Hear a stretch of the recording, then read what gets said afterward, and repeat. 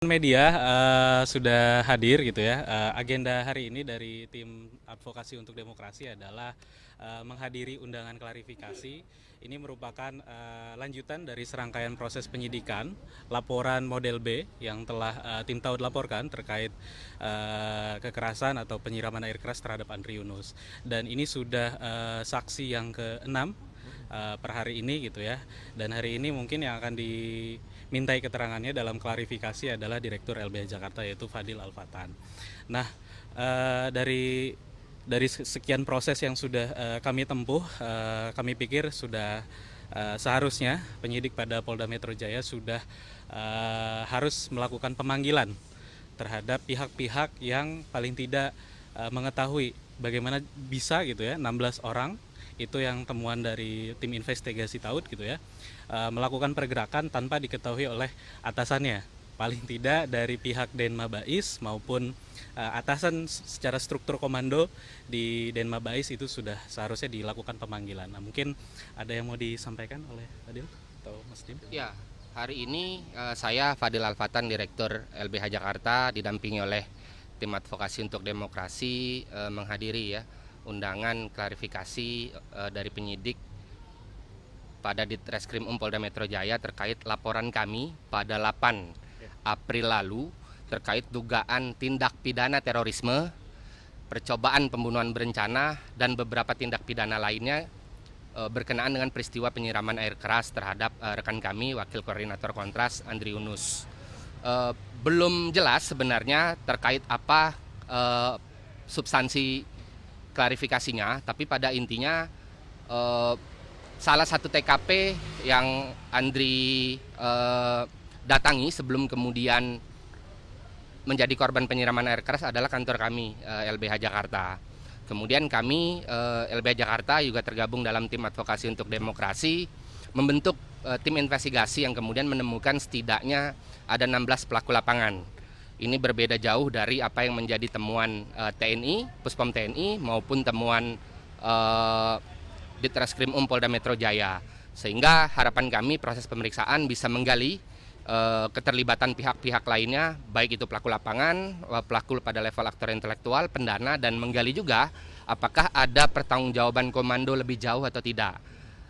Sejak pemanggilan sebelumnya, termasuk terhadap Koordinator Kontras maupun Ketua Umum LBHI, kami juga mendorong agar ada pemanggilan terhadap Komandan Denma Bais, kemudian terhadap Kabais yang nonaktif sebelumnya, yang juga menggantikan, dan bahkan Panglima TNI, bahkan terhadap struktur pertanggungjawaban lebih lanjut, yaitu Menteri Pertahanan. Agar apa? Agar terang peristiwanya. Karena bagi kami sejak awal dalam temuan kami ini adalah operasi intelijen, dan kami kooperatif dengan pemanggilan yang dilakukan oleh pihak Polda Metro Jaya, dan kami akan mengakomodir seluruh keterangan yang kami ketahui dan yang diperlukan. Berarti untuk 16 oknum ini sudah ada bukti mungkin melalui CCTV atau lain-lainnya dari pihak tim atau bagaimana? Ya, 16 oknum ini. kerja tim advokasi berdasarkan pada Undang-Undang Advokat, Undang-Undang Bantuan Hukum, Undang-Undang Hak Asasi Manusia, bahwa kami memiliki kewenangan untuk melakukan investigasi terhadap kasus yang kami tangani. Lebih mudah lagi, kasus ini menjadi sorotan publik. Banyak CCTV maupun open source intelligence yang bisa digunakan untuk kemudian menggali lebih jauh peristiwa ini seperti apa gitu ya. Sehingga menurut kami saja yang partikelir, kami saja yang sumber dayanya terbatas bisa mengungkap setidaknya 16 pelaku, dan kami berharap proses yang berlanjut ini di Polda Metro Jaya dapat juga menemukan titik terang yang serupa gitu ya, baik pelaku lapangan maupun pelaku-pelaku pada level yang lebih tinggi. Jadi kami berkeyakinan memang pelakunya tidak hanya 4 yang diadili kemarin, tapi pelakunya lebih dari itu. Teman jurnalis, semoga sehat. Jadi hari ini memang ada penyampaian klarifikasi keterangan lanjutan dari LBH Jakarta. Sebelumnya saya, perkenalkan dulu, nama saya Dimas Bagus Arya, Koordinator Kontras. Kemarin saya diperiksa terkait dengan proses klarifikasi atau permohonan klarifikasi berkenaan dengan kasus penyiraman air keras pada Andri Yunus. Jadi kemarin saya menjalani pemeriksaan didampingi juga sama pengacara dari tim advokasi untuk demokrasi kurang lebih selama 8 jam dengan 21 pertanyaan, yang mana 21 pertanyaan itu berkutat atau berkaitan seputar pertama soal kondisinya Andri. Karena kami juga menanyakan apakah ke depannya pihak penyelidik dari Polda Metro Jaya akan melakukan pemeriksaan terhadap Andri Yunus. Nah, pihak penyelidik menyampaikan bahwa akan mengkaji dulu dari hasil pernyataan atau pengambilan keterangan dari kelompok-kelompok atau teman-teman yang memang punya kaitannya dengan kasus ini.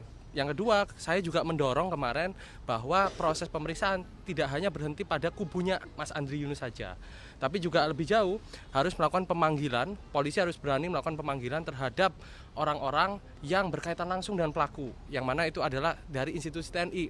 Saya mendorong supaya ada pemanggilan kepada Komandan Denma, Bais TNI, yang sebenarnya juga sudah menjadi saksi di Peradilan Militer Jakarta. Lalu juga ada Wakabais, Kabais, bahkan dalam struktur ketatanegaraan juga pada Menhan. Jadi seenggaknya polisi bisa melakukan upaya untuk mengusut secara terang, transparan, dan lebih objektif daripada yang selama ini sudah terjadi dalam ruang lingkup proses hukum di TNI. Jadi itu yang kemarin saya sampaikan, terangkan selama kurang lebih 8 jam. Pemeriksaan dimulai dari jam 10, berakhir kemarin sekitar 18.15. Dan selanjutnya hari ini akan ada pemeriksaan lebih lanjut kepada Mas Fadil Alfatan selaku Direktur LBH Jakarta. Begitu keterangan tambahannya, teman-teman. Kalau misalnya ada pertanyaan lagi, apakah ada? Banyak, semoga bermanfaat. Wabillahi taufiq wal hidayah. Wassalamualaikum warahmatullahi wabarakatuh. Selamat pagi.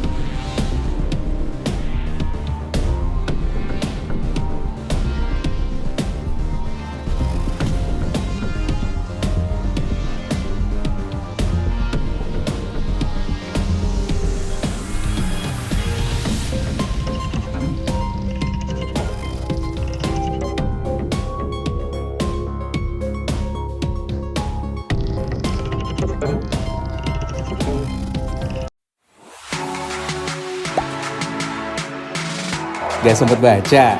Dengerin aja, klik icon text to speech di okezone.com.